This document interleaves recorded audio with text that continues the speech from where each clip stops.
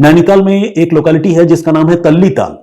तो like many other areas of that city, Tallital में भी बहुत सारे टूरिस्ट्स का आना जाना होता है और वहां बहुत सारे होटल्स बने हुए हैं। तो उन्हीं में से एक होटल में एक महिला की लाश मिलती है। होता कुछ यूं है कि एक रोज पहले यानी 31 जुलाई को एक कपल उस होटल में ठहरने के लिए आया था और 1 तारीख की सुबह को जब देर तक उस कपल ने दरवाजा नहीं खोला और बार बार डोरबेल बजाने के बावजूद अंदर से कोई आवाज नहीं आ रही थी, तो फिर होटल के जो कर्मचारी हैं, जो मैनेजर हैं, वो परेशान हो गए। उन्होंने फिर लोकल पुलिस को इन्फॉर्म किया। इस तरह की घटनाएं होती हैं और लोगों ने सुन रखा होता है, तो लोकल पुलिस को इन्फॉर्म किया बजाय इसके कि खुद ही कमरे का दरवाजा खोले। पुलिस मौके पर पहुंची और पुलिस की मौजूदगी में मास्टर की से उस कमरे का दरवाजा खोला गया और जैसी कि आशंका थी, जैसा कि लोगों के मन में डर था, तभी पुलिस को बुलाया था। अंदर उन्होंने देखा कि जो कपल है उसमें से जो मेल मेंबर है यानी पुरुष, वो गायब है और जो महिला है उसकी लाश बिस्तर पर पड़ी हुई है। लाश को देखकर ऐसा बिल्कुल नहीं लग रहा था कि उसके साथ कोई ज्यादती हुई है, यानी कोई मारपीट हुई हो या किसी ने उसकी हत्या की हो, क्योंकि न तो उस पर कोई चोट के निशान थे लाश पर और न ही कमरे का कोई सामान बिखरा हुआ था जिससे पता चले कि कोई स्कफल या फाइट जैसी कोई चीज हुई हो। ऐसे में सवाल यह भी था कि अगर ये कोई अननेचुरल डेथ का यानी मर्डर का या कोई कॉन्स्पिरेसी का मामला नहीं है, तो फिर जो मेल पार्टनर है वो गायब क्यों हो गया? ये भी अपने आप में एक बड़ा सवाल था। तो मामला मिस्टीरियस तो था। पुलिस ने डेड बॉडी को रिकवर किया और रिकवर करके उसे पोस्टमार्टम के लिए भिजवा दिया। इसी के साथ जो कपल आया था उसके बारे में पुलिस जानकारी जुटाने की शुरुआत की। पुलिस को यह पता चला कि ये दोनों लोग, महिला और पुरुष, ये दोनों मैरिड हैं, पति पत्नी हैं और इनका ताल्लुक उत्तर प्रदेश के मुरादाबाद से है। जो पति था उसका नाम है गुलजार और पत्नी जिसकी मौत हो गई उसका नाम था इरम। तो इरम और गुलजार एक रोज पहले ही होटल में ठहरने के लिए पहुंचे थे और जिस दिन ये कहानी सामने आई, ये घटना हुई 1 अगस्त को, उस दिन इरम की जान जा चुकी थी और गुलजार गायब था। तो ऐसे में शक भी गुलजार पर ही था। ऑल्दो ये मामला जो है वो मर्डर का नहीं लग रहा था शुरुआती सीन ऑफ क्राइम को देखकर। पुलिस ने इरम के घर वालों को इसके बारे में इत्तला दी, लड़की के घर वालों को। लड़की के घर वाले भागे भागे पहुंचे, भाई उनकी बेटी की मौत हो गई थी।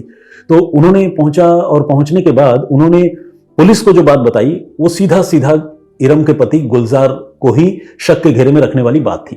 इरम के घर वालों का यह कहना था कि उसका पति जो है उसके साथ अक्सर मारपीट किया करता था, उससे बदतमीजी किया करता था और बहुत सारे डिस्प्यूट्स दोनों के बीच में थे और उन्हें इस बात का पूरा यकीन है कि इरम की हत्या में जरूर गुलजार का ही हाथ है, वरना तो और ऐसी कोई वजह नहीं है, क्योंकि उनकी बेटी को कोई ऐसी बीमारी नहीं थी, कोई तकलीफ नहीं थी। होटल के कमरे में अचानक कैसे उसकी मौत हो सकती है? और चलिए मान लीजिए अगर वो बीमारी से मर भी गई या कोई उसे हार्ट फेल हो गया, कोई दिक्कत हो गई, तो भी उसका पति गुलजार जिस तरह से गायब हो गया है वो तो अपने आप में ये इशारा करता है कि वही कातिल है। पुलिस भी घर वालों की बात से सोच में पड़ गई। पुलिस को लगने लगा कि हाँ, घर वालों की बातें भी गलत नहीं है, लेकिन सीन ऑफ क्राइम और डेड बॉडी को देखकर मर्डर जैसी बात नहीं लग रही थी। इस बीच पुलिस को पोस्टमार्टम रिपोर्ट का इंतजार था कि पोस्टमार्टम रिपोर्ट से कोई खुलासा हो जाए, पता चल जाए कि हाँ कॉज ऑफ डेथ क्या है, तो ये क्लियर हो जाए कि ये मामला मर्डर का है या कोई नेचुरल डेथ का है।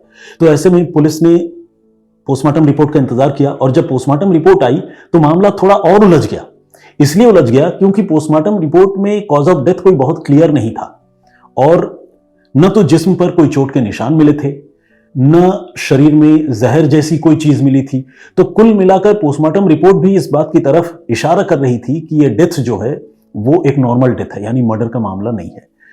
लेकिन आमतौर पर ऐसे मामले जो थोड़े मिस्टीरियस होते हैं, जिसमें पोस्टमार्टम से बहुत क्लैरिटी नहीं आती कि मर्डर या मौत की वजह क्या है, उस तरह के मामलों में जो डॉक्टर्स होते हैं, फॉरेंसिक एक्सपर्ट्स जो होते हैं, वो कुछ इंटरनल ऑर्गन जो होते हैं डिजीज के, यानी मृत आदमी के, उस इंटरनल ऑर्गन को प्रिजर्व करके और डीप टॉक्सिकोलॉजी इन्वेस्टिगेशन के लिए, जिसे आप विसरा जांच कह सकते हैं, उसके लिए वो फॉरेंसिक साइंस लैबोरेटरीज में भिजवाते हैं।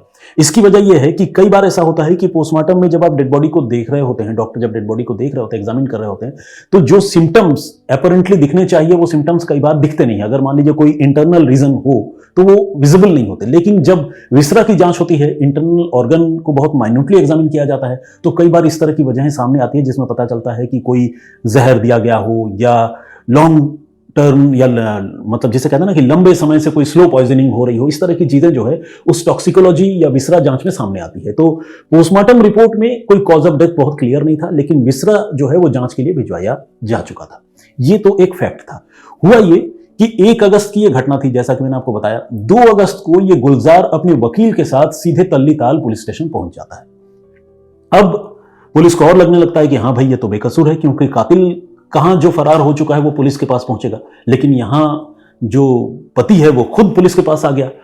असल में अपने वकील के साथ पुलिस के पास पहुंचकर गुलजार ये बताता है कि वो अपनी पत्नी की मौत से बहुत बुरी तरह घबरा गया था, और चूंकि उसका अपने ससुराल वालों के साथ भी विवाद रहता है तो उसे पूरा लग रहा था कि इस मामले में ससुराल वाले उसे फंसा देंगे, तो इसलिए वो डर के मारे भाग गया था। लेकिन अब जब उसके पास और कोई विकल्प नहीं है और कानून ये कहता है कि उसे सच्चाई का साथ देना चाहिए, सामना करना चाहिए, तो वो अपने वकील के साथ जो है पुलिस के पास आया है और वो सारे पुलिस के सवालों का जवाब देने के लिए तैयार है। पुलिस को भी लगने लगा कि हाँ ये बंदा जरूर सच बोल रहा है, तभी ये पुलिस के पास आया है, और तो कोई वजह नहीं है। वो भी तब जब पोस्टमार्टम में भी जो है शुरुआती रिपोर्ट में कोई इस तरह की बात सामने नहीं आई है मर्डर जैसी।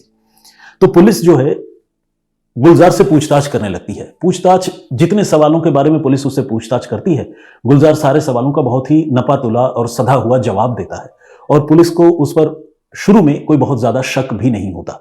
एक तरह से देखा जाए तो जो एविडेंसेस हैं वो गुलजार के फेवर में हैं, ऐसे में पुलिस गुलजार को जाने देती है। लेकिन इस बीच होता क्या है कि तकरीबन 20 दिन गुजरने के बाद इस मामले में विसरा की रिपोर्ट, यानी डेड बॉडी की जो टॉक्सिकोलॉजी रिपोर्ट है वो सामने आ जाती है, और ये एक सीक्रेट रिपोर्ट है, गोपनीय रिपोर्ट है।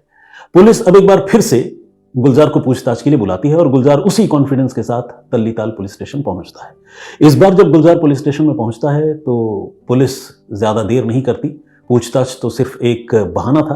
पुलिस गुलजार को फौरन हिरासत में ले लेती है और उसे कहती है कि बहुत हुआ खेल आंख मिचौली का, now you are under arrest. Gulzar हैरान हो जाता है कि अरे क्या बात हो गई, मैं तो पहले भी आकर आपको बता चुका हूं कि मेरा अपनी पत्नी के मौत में कोई मामला नहीं है, पोस्टमार्टम रिपोर्ट में भी ऐसी कोई बात नहीं, आप मुझे इस तरह से कैसे पकड़ सकते हैं। तो पुलिस उसे बताती है कि बेशक पोस्टमार्टम रिपोर्ट में तुम्हारी बीवी का कॉज ऑफ डेथ क्लियर ना हुआ हो, लेकिन टॉक्सिकोलॉजी रिपोर्ट या विसरा जांच में यह साफ हो चुका है कि तुमने अपनी बीवी को जहर दिया था, जहर देकर उसकी हत्या की, और इसी वजह से तुम्हें गिरफ्तार किया जाता है। अब गुलजार के चेहरे पर हवाइयां उड़ने लगती है। उसे समझ में नहीं आता कि पुलिस के इस एलिगेशन का क्या जवाब दे। फिर वो टूट जाता है और वो ये कबूल कर लेता है कि वो अपनी बीवी इरम की हत्या करने की पूरी प्लानिंग करके ही मुरादाबाद से नैनीताल आया था। वो एक बार पहले भी नैनीताल आया था और इसी होटल में आकर रुका था, सो दैट इरम को, घर के लोगों को ये न लगे कि उसका नैनीताल जाना कोई बहुत मर्डर के पर्पस से ही है, और इसीलिए एक बार वो आकर घूमकर चला भी गया था। नेक्स्ट टाइम जब वो आया 31 जुलाई को, तो वो इस प्लानिंग के साथ आया था कि वो इरम की हत्या कर देगा, और इसी साजिश के तहत वो अपने साथ कीटनाशक, जिसे आम बोलचाल में सल्फास की गोली कहते हैं, वो पेस्टिसाइड्स, वो सल्फास की गोली लेकर ये पहुंचा था गुलजार, और गुलजार ने धोखे से वो सल्फास की गोली अपनी बीवी इरम को खिला दी। सल्फास बहुत खतरनाक जहर होता है और बहुत कम ही ऐसे मामले देखे गए हैं जिसमें सल्फास की गोली अगर किसी को दे दी जाए तो उसकी जान बच जाए। इस मामले में जैसे ही इरम को सल्फास की गोली दी गई, इरम की तबीयत बिगड़ गई और उसने वोमिट करना शुरू कर दिया, उसकी हालत खराब हो गई।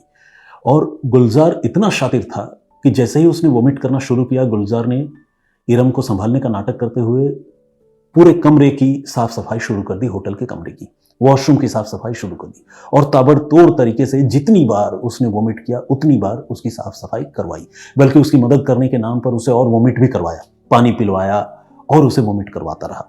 इस तरह से तकरीबन रात भर यह सिलसिला चला। इरम की तबीयत बहुत खराब हो गई, धीरे धीरे वो कोलैप्स कर गई। बगैर ट्रीटमेंट के इतना डेंजरस पॉइजन अगर किसी के बॉडी में जाए तो आप समझ सकते हैं कि वो कैसे सर्वाइव करेगी। तो इरम जो है रात को कोलैप्स कर गई, और वोमिट करने के बाद जितनी चीज़ें मौके पर थी, चाहे जैसे उसके कपड़े मान लीजिए गंदे हो गए, या फ्लोर पर वोमिट हो गया, वॉश बेसिन में हो गया, तो वो बाथरूम वाली चीज़ें तो उसने पानी से धो दी, बाकी दूसरी जो चीज़ें थी उन सारी चीज़ों को उसने बहुत माइन्यूटली, बहुत सफाई से क्लीन किया, और क्लीन करके उसने सुबह सुबह अर्ली मॉर्निंग जो डस्टबिन है बाहर होटल के, उसमें जाकर उसने वो सारी चीज़ें डिपॉजिट कर दी, फेंक दी।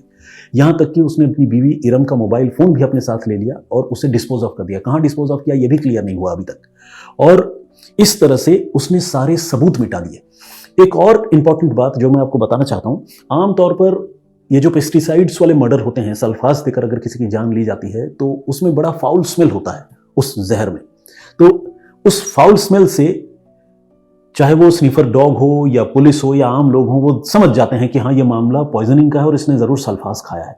लेकिन गुलजार इतना शातिर था कि उस फाउल स्मेल को पूरी तरह से खत्म करने के लिए उसने बड़ी जबरदस्त सफाई होटल के कमरे की थी। सारी जो चीजें जिसमें भी वोमिटिंग के जिसे कहते हैं ना कि अवशेष बचे हुए थे, या आप कह लीजिए कि वोमिटिंग की वजह से जो भी गंदगी थी, उन सारी चीजों को उसने बिल्कुल क्लीन कर दिया था ताकि कोई भी फाउल स्मेल लोगों को नजर ना आए। यही वजह है कि जब इरम की लाश पुलिस को मिली तो उससे सीन ऑफ क्राइम पर कोई भी फाउल स्मेल समझ में नहीं आया, होटल वालों को भी नहीं आया। ऐसे में वो भी इसे जो है मर्डर का मामला नहीं मान पाए। और जब पोस्टमार्टम हुआ तो आमतौर पर जब पोस्टमार्टम होता है तो पोस्टमार्टम करने वाले डॉक्टर बॉडी से निकलने वाले स्मेल से ये सेंस कर लेते हैं कि ये मामला पॉइजनिंग का है या नहीं है। लेकिन चूंकि इस महिला ने कई बार वोमिट कर दिया था और उसकी मौत को भी कई घंटे हो गए थे, तो डेड बॉडीज को जब पोस्टमार्टम के लिए ओपन किया गया उस समय भी कोई फाउल स्मेल जो है डॉक्टरों ने फील नहीं किया। इसी वजह से जो पोस्टमार्टम रिपोर्ट है वो क्लियर नहीं था इस मामले में कि यह मामला पॉइजनिंग का है या नहीं है। अपैरेंटली दूसरे बॉडी पार्ट पर एक्सटर्नल इंजरी तो थी नहीं, साजिश तो जहर देकर मारने की थी, तो इसलिए पोस्टमार्टम रिपोर्ट से वो बातें क्लियर नहीं हुई। लेकिन जैसा कि मैंने आपको बताया, जब इन डेप्थ इन्वेस्टिगेशन फॉरेंसिक का हुआ तो विसरा में डेड बॉडी के जो इंटरनल ऑर्गन्स हैं वो डैमेज पाए गए, और उस डैमेजिंग के पीछे वजह जो है वही पेस्टिसाइड सल्फास की गोली थी। इस तरह ये सारा मामला डीप फॉरेंसिक इन्वेस्टिगेशन से क्लियर हुआ और उसी आधार पर पुलिस ने इरम के पति गुलजार को 20 दिनों के बाद, मर्डर के 20 दिनों के बाद गिरफ्तार कर लिया। एक ऐसे आदमी को जो बहुत कॉन्फिडेंट था और बहुत शातिराना तरीके से पुलिस को तकरीबन धोखा देने में कामयाब हो गया था। लेकिन बस कहते हैं ना कि कोई ना कोई सबूत पीछे रह ही जाता है, तो इस मामले में भी जो विसरा जांच हुई वो एक सबूत के तौर पर सामने आया और पति गिरफ्तार कर लिया गया। पति पत्नी के बीच में विवाद था और इरम जो है गुलजार की दूसरी बीवी थी। पहली बीवी के साथ गुलजार को 2 बच्चे भी हैं। तो इस तरह से देखा जाए तो एक ऐसा आदमी जो एक बीवी के रहते हुए जिसने दूसरी लड़की से शादी की और उसके साथ लड़ता रहा और आखिरकार उसकी जिंदगी भी खुद अपने हाथों से खत्म कर दी। तो ये थी बड़ी दर्दनाक कहानी। लेकिन इस कहानी में एक राहत की बात यह है कि कातिल जो है उसे पुलिस ने सबूतों के साथ गिरफ्तार कर लिया है।